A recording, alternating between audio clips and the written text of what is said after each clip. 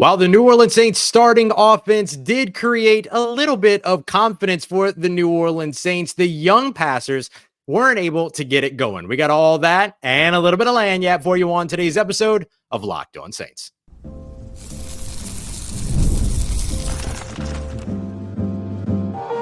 You are Locked On Saints, your daily New Orleans Saints podcast, part of the Locked On Podcast Network, your team every day.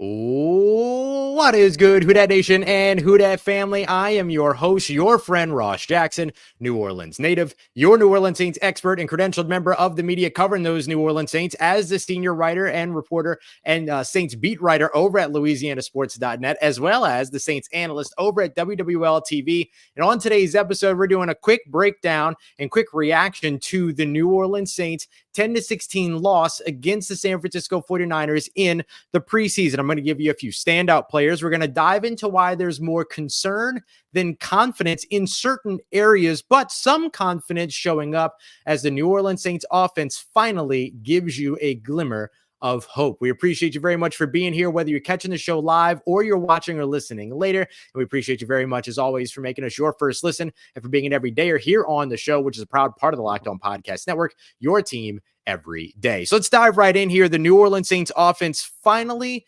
showing some life, and you actually got to see a little bit of the scheme today. I'm glad the New Orleans Saints did that after two not so great drives to open up the game for the New Orleans Saints starting offense, which did play the majority of its healthy starters today, the only exceptions being guys that were dealing with injuries like Demario Davis over on the defensive side. Rookie tackle Taliesin Fuanga did not start.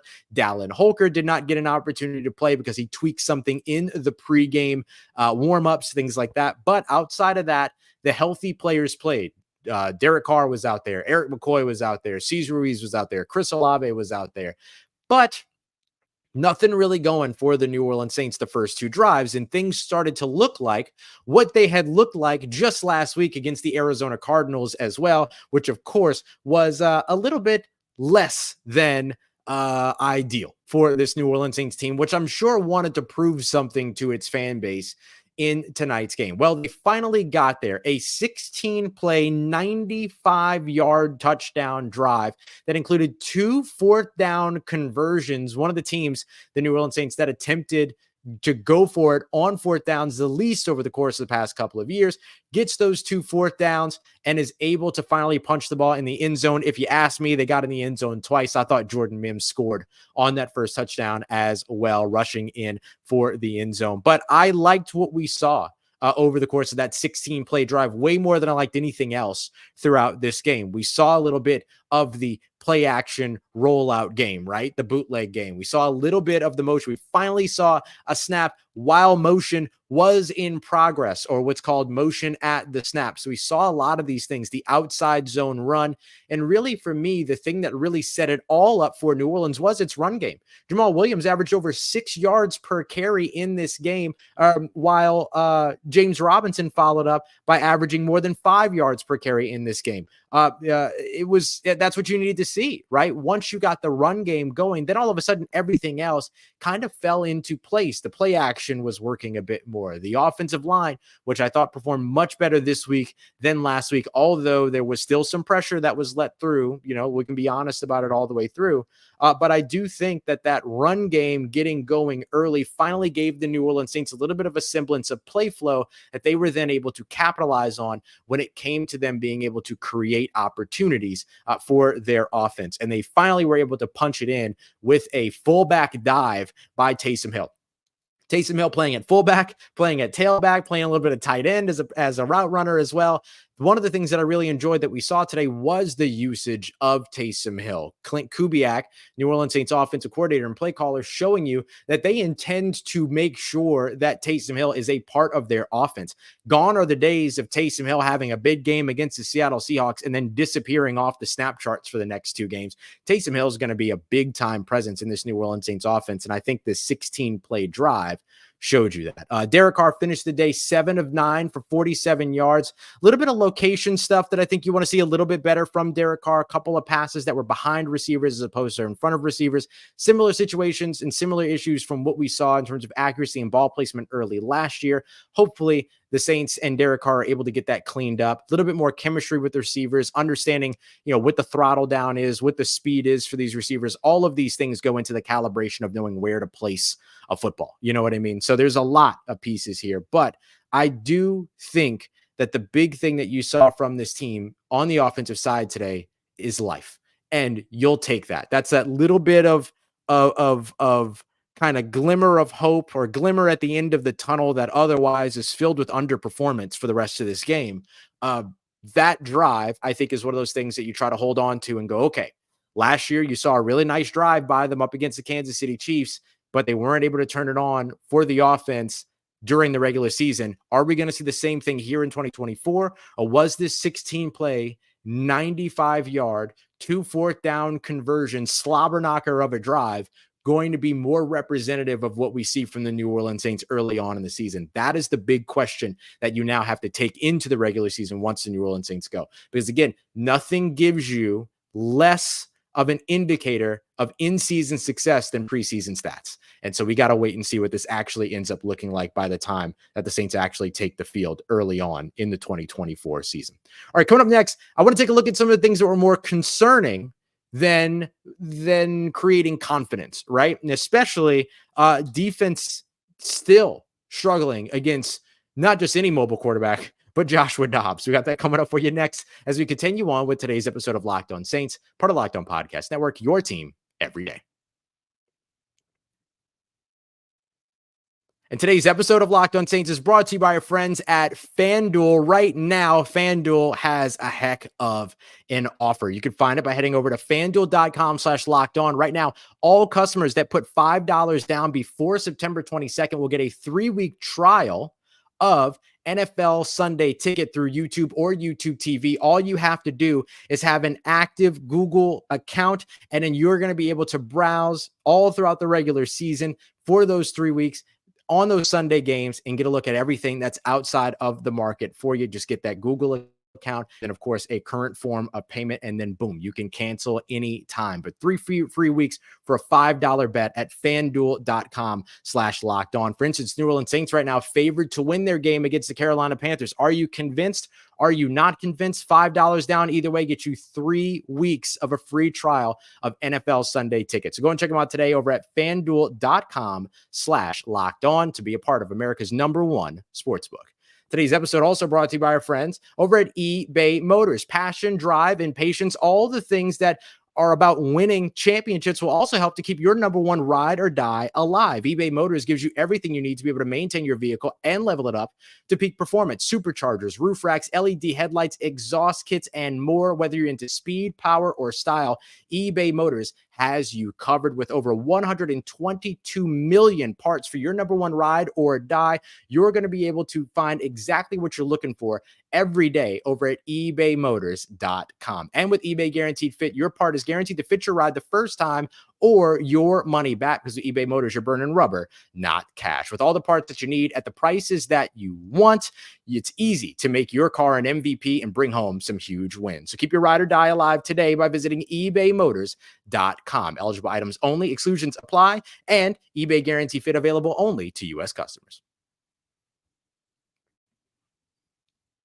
Let's get it, Who Dat Nation. We're taking a look at the New Orleans Saints 10-16 loss here. I want to go over the things over the course of these last 8 minutes or so of the show. We're going to keep this one short. About to jump on air over at WWL TV, but we'll have a fresh episode for you in the morning as well. But I want to go over some of the things that I thought were concerning from this preseason game. It's not that I want to be negative just for the sake of being negative, but we celebrated the 16-play drive, 95 yards. Excellent. Really good stuff. But there were some things here that I thought were still pretty concerning. And the first thing for me was finishing plays at the quarterback over on the defensive side of the football.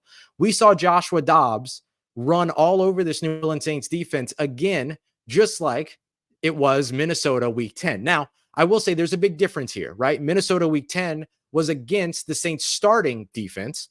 Here on August 18th, preseason 2024 week 2, this was against depth players, but you still saw some players out there that are going to have an impact for the New Orleans Saints in the 2024 season. Guys like Colin Saunders, guys like along the defensive line, Peyton Turner, as well as Isaiah Foskey and others. These are guys that are out there. And then young Jordan Howden, who's fighting right now for the potential to start next to Tyrann Mathieu, misses a major tackle on a fourth down in the red zone after the defense otherwise held, allowing Joshua Dobbs to somersault into the end zone to give the team, the San Francisco 49ers, a late advantage going into halftime when the Saints were holding on to a 1-point lead at that time.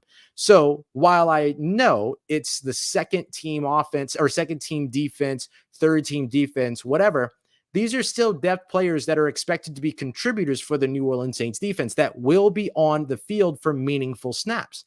And so not being able to finish at the quarterback, still plaguing this team, has been a big issue. Now, if you look at all of the players that played quarterback today, which there were a lot of quarterbacks that played in this game, the worst quarterback in this game when it comes down to passer rating was still Brock Purdy. So the first team defense did do a very good job up against him for that. So you will take that from this New Orleans Saints starting defense.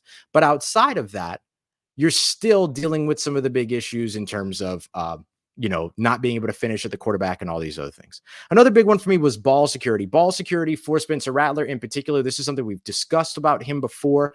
He got that sack fumble at one point early on in his opportunities in the second half. That ended up turning into a field goal, things like that. We saw some concentration drops by the New Orleans Saints wide receivers, offensive line depth concerns as well. I did think that the offensive line in terms of starters played much better for the New Orleans Saints early on, but I think that the depth still gives you pause because you're not going to have a full starting lineup of of your 5 offensive linemen for your entire season. So some of those players depth-wise are going to have to be relied upon at some point or another. So that's a big one for me as well. So those are some things that I thought gave you some pause. Those are some things that I thought maybe gave you some concerns. I thought the starting defense looked really good. I thought the starting offense finally found its flow. I thought the offensive line still performed better, but I think that there are some of these other pieces where you still want to see this team take some steps forward. Another big one is injuries. Kool-Aid McKinstry, Tyrann Mathieu, Sincere Haynesworth, and Christian Boyd all dealing with injuries at some point during this game. Kool-Aid McKinstry is expected to not be a serious injury. Sincere Haynesworth was carted back to the locker room. More on Christian Boyd later. Tyrann Mathieu went to the medical tent, but then was back on the sideline in good spirits, according to Luke Johnson over at NOLA.com. So just staying healthy is another big one that you want to see from this New Orleans Saints team that they absolutely have to figure out a way to get taken care of sooner rather than later. So those are the 5 things that I think were most concerning from this game. And then it's on you, right? Like, do you like what you saw in terms of the positive better than the things that concern you, or does the concern outweigh the confidence? I think either one is acceptable depending upon what it is that you want to see and where you want to see it. But there was some good, there was some bad for this team. Couple of standouts here before we wrap up.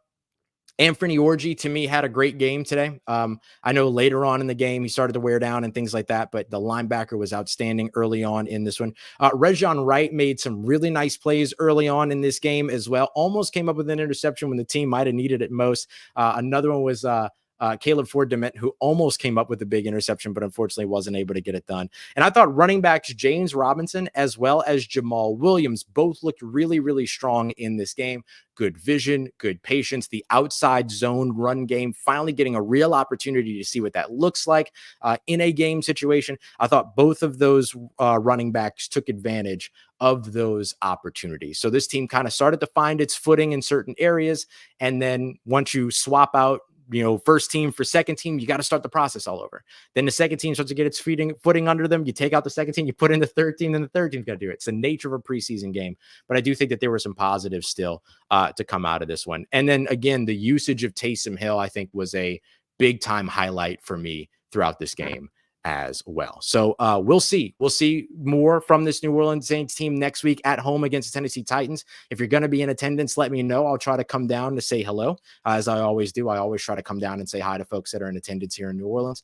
And then, of course, the real stuff gets started up against the Carolina Panthers week 1. So in tomorrow's episode, I'm going to try to take a look. I'm going to dive through. I'm going to rewatch the game. And then tomorrow morning, I'll do a fresh episode to where we're going to take a look at what you saw in this game versus what I'm seeing in training camp and try to put 2 and 2 together. What did you see that's actually representative of what the New Orleans Saints are doing? And did the New Orleans Saints try to deploy some maybe decoy looks to maybe get other opposing teams chasing some ghosts here by the time that the season gets started? So we'll break all of that down. We appreciate you very much. 300 folks here for the live show. Really, really appreciate you being here. Whether you caught it live or you're catching it later, means the world. We will see you again with tomorrow's episode. We appreciate you very much for making us a part of your day, part of your routine, for saying yes to me in the show. As always, if you see me, please say hi. If you need anything else around your New Orleans Saints in between these episodes, make sure you follow me on your favorite social media at Ross Jackson, NOLA.